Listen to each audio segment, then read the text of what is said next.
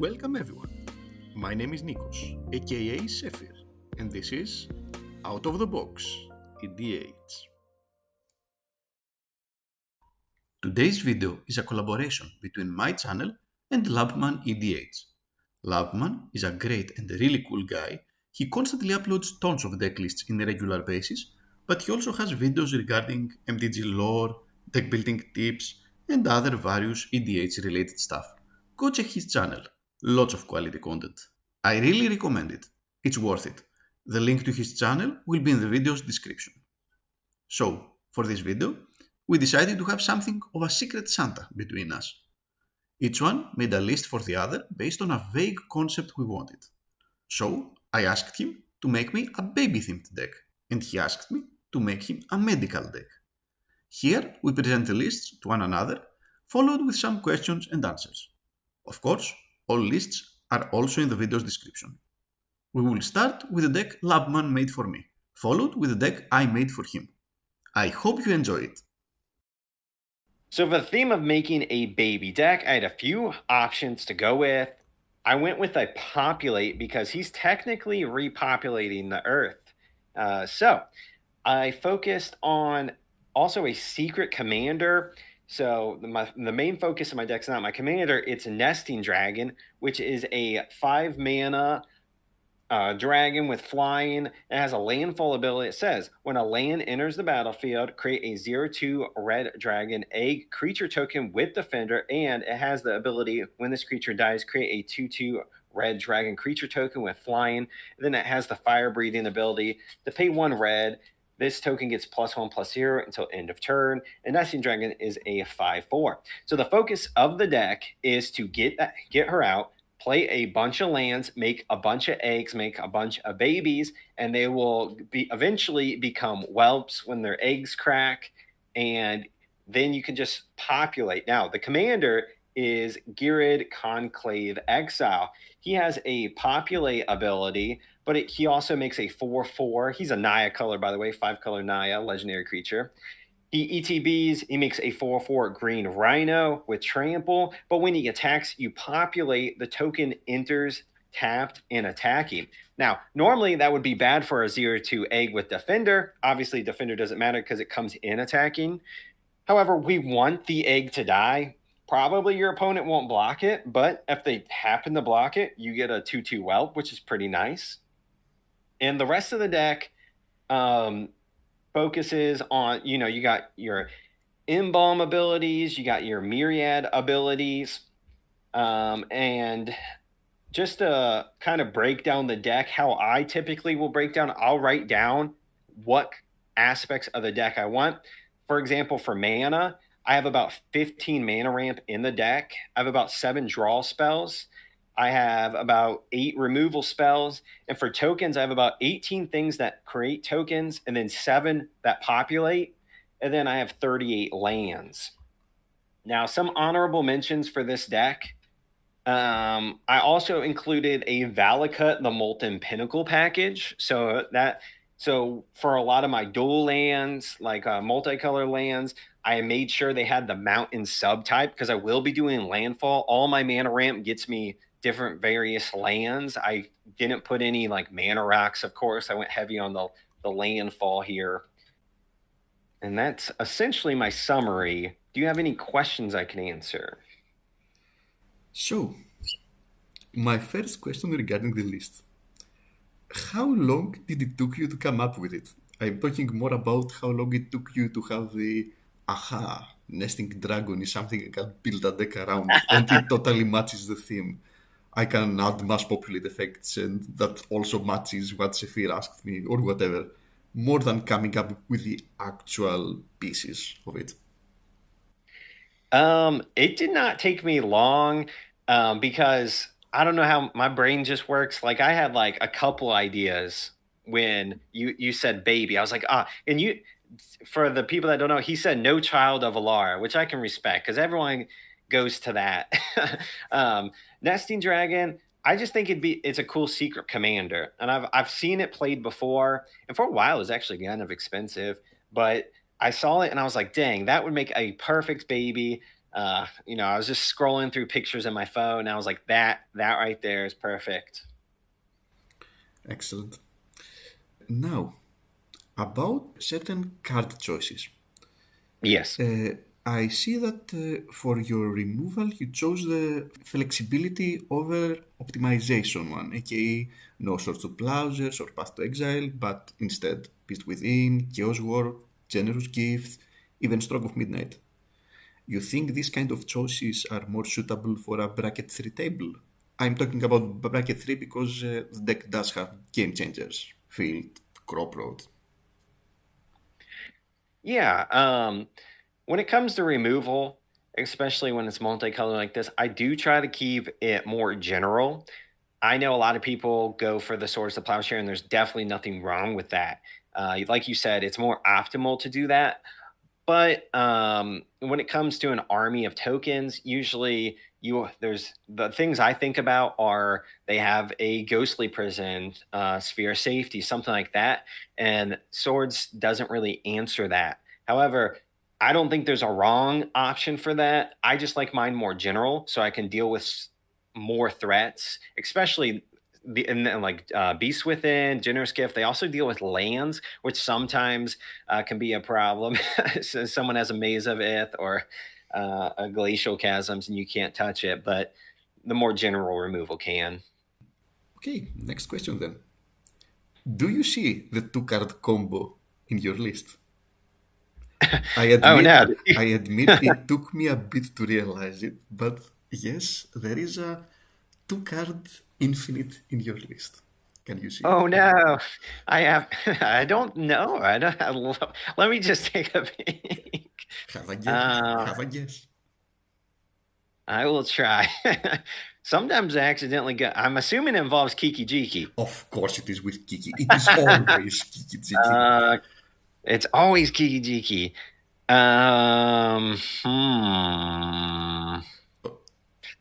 Kiki Jiki and who else? Kiki Jiki and Helm of the Host. Kiki Jiki can create a non-legendary copy of itself, and he can tap and target itself, and then create a copy of itself that taps and basically goes infinite with himself. And if you do it, let's say at the end of your opponent's turn, where then it's your turn, so tokens won't get sacrificed, you have an infinite army of Kiki Jikis to kill the opponent. Dang it. I now to me, infinite combos, I think one in a deck is good because the game has to end eventually, but I definitely did not intend that.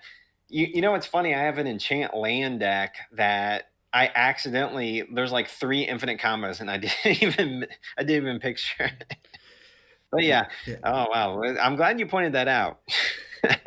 I admit I didn't automatically see it, and another not infinite but almost is again with Kiki Jiki and Karmic Guide, where you tap Kiki Jiki to create a Karmic Guide copy, and in response to that, you sacrifice Kiki Jiki. The new guide brings back Kiki Jiki, which once more taps to copy the Kiki Guide. Then you sack the Kiki Jiki in response, and this is a loop. I have a Minsk Beloved Ranger, Protean Hulk as my CDH deck, so I automatically see these lines. However, the fact that in your entire list, your only sack outlet is Evolutionary Leap that is not a free sack outlet, but instead needs 1 green mana, you can't just sacrifice Kiki, but you need to pay 1 mana for it. And it is not an infinite hasty karmic guides, but it does make it so that you can just create as many hasty karmic guides as the green mana you are willing to pay. And get a bunch of creatures in hand from Evolutionary Leap, of course. But yeah, it's Kiki Jiki. It's always Kiki Jiki. But how is he a game changer? I don't know how they just come up with that. He combos with a ham sandwich. Now that this question has been answered, let's move to some possible inclusions. I saw that you added Valakut and you mentioned it specifically. I don't see any land type manipulation. For example, a Dryad of the Elysian Grove that would turn everything into a mountain or something similar. Yeah, you think it's enough on its own? I'm pretty sure there could be some kind of earth-bending shenanigans where you create a token of an animated land and then populate it or whatever. An interesting idea for the future, perhaps. Oh, that Earthbending is is a good another, idea. yeah, earthbending is another broken ability. So Yeah. I, To answer that question, you're right.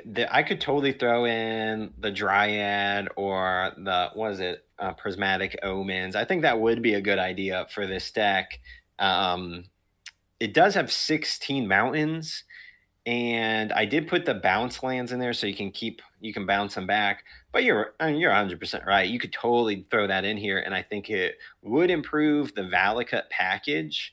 I'm hoping that the deck, how it functions, it storms with dragons. But if you do go the Valakut route and you want that be a better backup, I think you're right. You should include some kind of land manipulation in there, or land type manipulation. okay, my second to last question. I see that you used none of the so-called doubling season effects, like doubling season, Elspeth Stormslayer, etc. Is there a reasoning behind that decision? Um, when I build my decks, I do play those effects, but when I make deck lists, especially if it's for someone else, especially if it's someone as experienced as you, I probably don't need to tell you to do the token doublers. So I didn't include it because I wanted to include a lot of other things. But you're right. I mean, it would token doublers, doubling season, all of it would be fantastic in this, especially if you can like create a token of that card and then populate it if it's a creature. I think that would be a good idea. But yeah, when I'm building decks, especially unless I'm going like trying to make them be super competitive, I don't include those. But there's nothing wrong with including them. For this list, I just didn't. But you're right. You could totally do doubling season and all that. Okay, final question. I'm not sure if you realize it, but this deck is secretly a dragon's deck in disguise with Nesting Dragon, Utvara Hellkite, even Mirror Entity, if you want to push it a little bit more. Do you think more tribal stuff can be added? Oh, more definitely. Tribal is one of the most supported ways to play Magic, especially dragons. And I did one like making a family of dragons. I was kind of going, hopefully your baby doesn't turn into a dragon, but if it did, I would That would be hope cool. it has support like Scourge of Valakut out, or Utvara Hellkite. It'll get them through college at least if they do. But um, yeah, you're right. You could definitely add some more tribal support. But the way I built this, I was cutting so many cards, I didn't know what else to cut for it. But I'm doing a couple different, the landfall, the tokens, the dragons. Cutting cards is like my least favorite thing to do. So I don't know how you'd make room, but you could. Excellent. Thank you. I love the deck, to be honest. And I also like the second one you did with Zinnia and the Offsprings, but I do think that this one rolls a bit better. Probably because of the green ramp. It usually makes the difference. But yeah, Yes. thanks a lot. A few words about the deck list I made. I originally thought about making a mono-white deck with something like Atalia on the helm, full of clerics, apothecaries, doctors, etc. But it honestly came up so boring, just constantly gaining life and preventing damage that led to nowhere. So I came up with another, far more fun idea. And that idea was giving life to your opponents. I mean, this is what medics and doctors do best, right? Now, if you use a false cure or a tainted remedy, you are hardly the one to blame. Or if some kind of predator smells the blood that you give to your opponents, then it is what it is. Thus, we have a 5-color deck with Kenrith on the helm. Kenrith is an extremely popular commander for various reasons, but I dare say that his white ability that we will mostly use to target our opponents and give them life is not one of them. Of course, we have even more effects that give life to our opponents. This is the way I prefer to build multicolored decks. Not to embrace the best options, but the most weird ones. So we have things like Area of Flame, that gives 10 life to each of our opponents. We have Happily Ever After that gives 5 life to each of our opponents, both with their ETB triggers. We have Collapsing Borders, that is a very interesting card that basically deals both damage and life gain to our opponents. Grolub is a card that I love, and we do have ways to deal damage to it. Then there are the so-called free spells if you let your opponents gain life, like, for example, Sky Shroud Cutter, Reverent Silence, Invigorate is a classic. Other creatures that can be used to let your opponents gain life, like the Happy Hippos, questing Feldagriff and Feldagriff itself. We even have a Heliod to give our opponents lifelink. The deck has plenty ways to give life to our opponents. And then we take advantage of that. We have False Cure, that we mentioned before. We have Tainted Remedy. We have Plague Drone, that each of them make our opponents take damage instead of gaining life.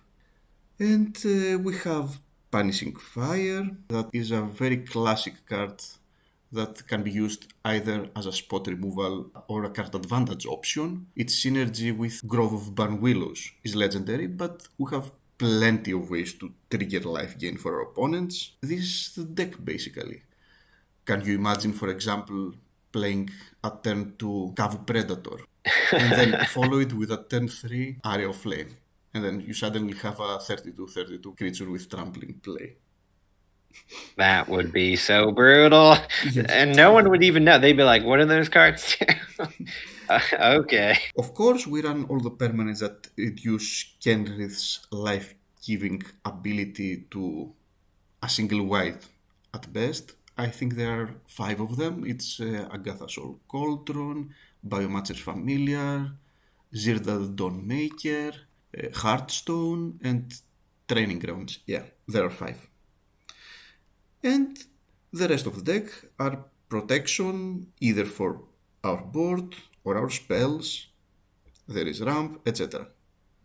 Oh, and I could not resist of adding at least one junky 4-card infinite combo in the deck.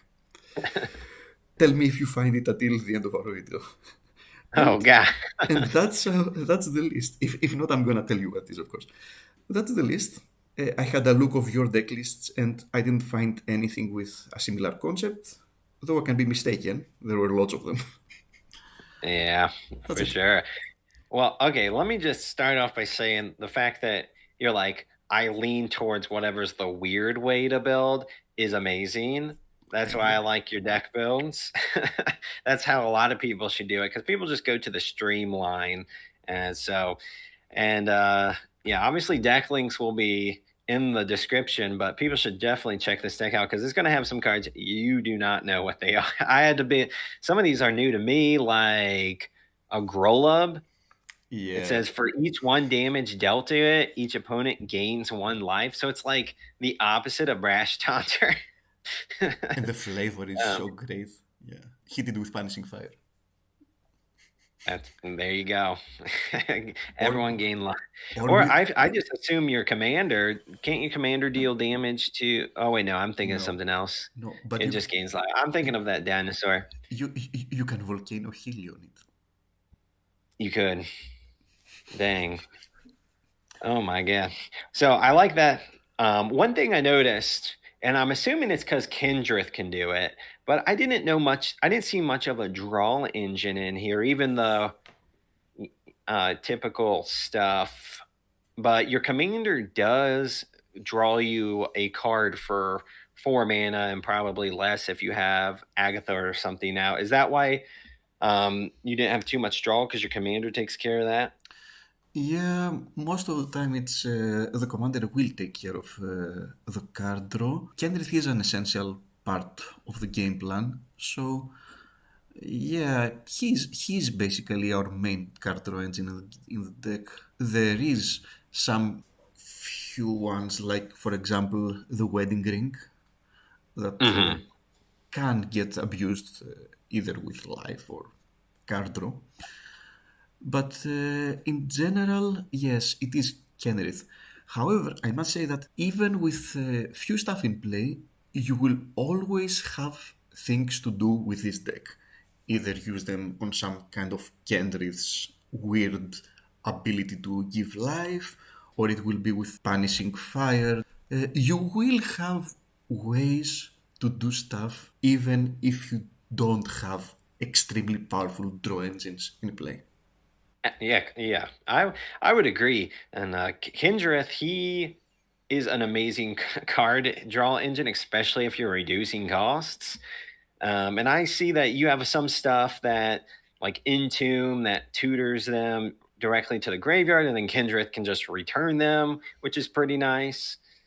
Um, and now let me ask you this: so Kindreth's ability to have target player gain 5 life is almost more effective than most of the um, like giving life cards out there. Do you think um, you would focus more on his ability than the additional life gain is just like for more like theme, or would you just hold up hopefully mana just to draw with him, or what do you think about it? Do you think it's a little like there's some redundancy, but redundancy is good because it's on theme?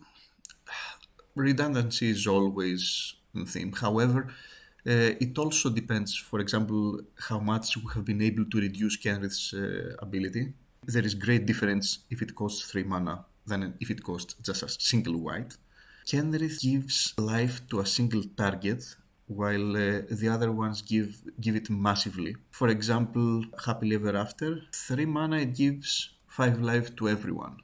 Kenrith, to do that, he needs to cost just 1 white and he doesn't give life to you. That's So, fair.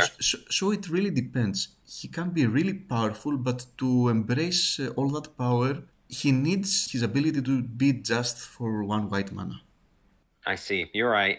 I think redundancy can be good. Some people avoid it, but I think you're right. Because, for example, if you compare it with a Feltagriff, on their core, without any reductions, Kenrith gives 5 life to a target player. Feltagriff gives 6. Yeah, the Feldegrifts, they need to make more of those. Now, I have not been able to identify the 4 mana combo, but Not for maybe I mana, for will. card I have a combo. few. For card combo, Oh, not for mana. not 4 mana, 4 card. For My card combo. apologies. Yeah. Um, but give me some more time. I have a few more questions to figure Sure. out. No. Okay. So for an idea of what to add, something I think would be cool and would almost instantly, if you have maybe Tinted Remedy out or Plague Drone, is kind of a life switching situation. Because if you, like, for example, reverse the sands, you redistribute any number of players' total life totals. And if one player's at 1 and one player's at 40, it's considered life gain, of course, if they go up to 40. So they'll instantly, if they're at 20, they would instantly die if someone's at 40 and you switch the line, if that makes sense. I think that would be kind of cool. You can do it. You can certainly do that, and it is one of the reasons that commanders like Mr. Negative had the popularity they did. However, I didn't put any life exchanging cards in there on purpose because it is supposed to be a nursing deck. It's not supposed to steal life from others. However, you can certainly do it, and it will be very synergistic with what the deck does. Yeah, please put whatever you want to Axis of Mortality or Tree of Perdition or whatever. Yeah, certainly the deck can work with those. Okay. Well, one thing I thought would be cool. What if you gave everyone a wedding ring? Like somehow you were able to copy it. So as they're gaining life, Well, maybe that wouldn't work because only with false cure would that work, I think. Oh wait, I don't think that would work with anything. Actually, I take that back. I think Wedding Ring, how it reads and how Tainted Remedy reads, I don't think it would work.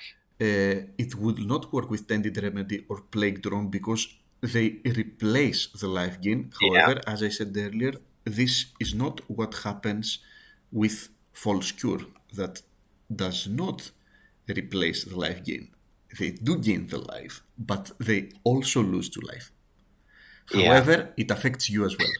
Yeah, it says whenever a player, no, even marriage won't solve this. However, yeah, you can. Yeah, I'm not sure it can work like this with many wedding rings. Wedding rings are usually abused by creating copies of the ring for yourself, and you have more rings than your opponents do. True. I'm not sure if there is a way to do that here. Basically, there is, because I have an Adagia, Windswept Bastion, as a land.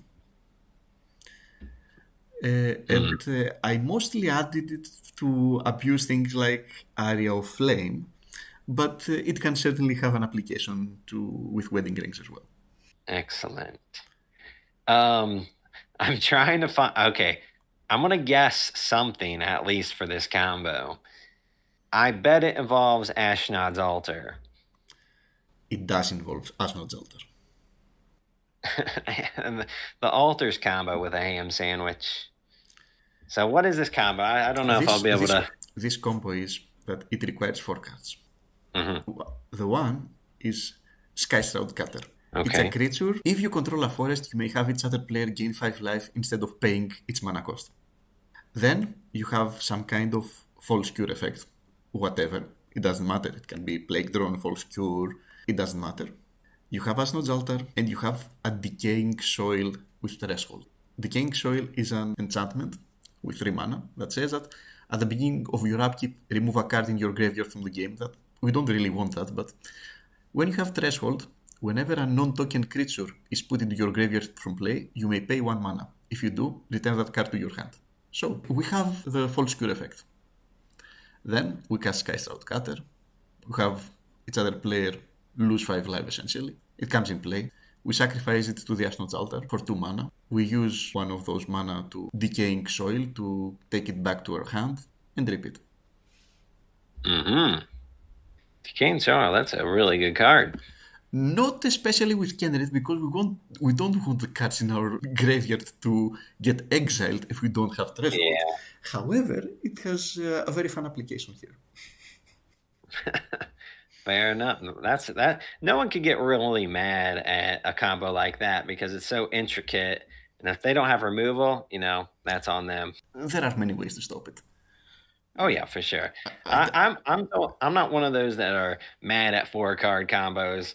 It's like the early 2-card combos. I'm like, okay, you win. It always depends how many cards it needs, how fast you can put it in play, what chances your opponent has to interact with it, and things like that. I think most of mine are fair.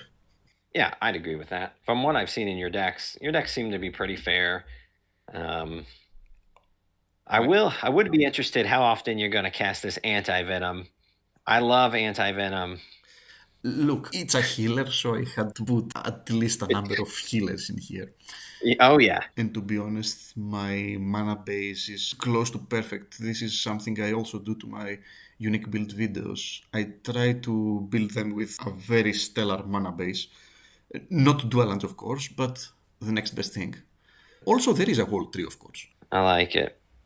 Yeah, that's got to be at least the bulk of the price, but it's worth it. And I do play a Dread of the Elysian Grove. Oh, I need to throw one of those in the other deck. Yeah. Well, right on. I like the deck. I like the healing, forced healing. I think you did 10 out of 10. Thanks a lot. Glad you liked it. It was a concept. It was a concept that I had it in mind for a long time now, but I never really had the chance to do a list. Thanks for watching. and see you in the next video.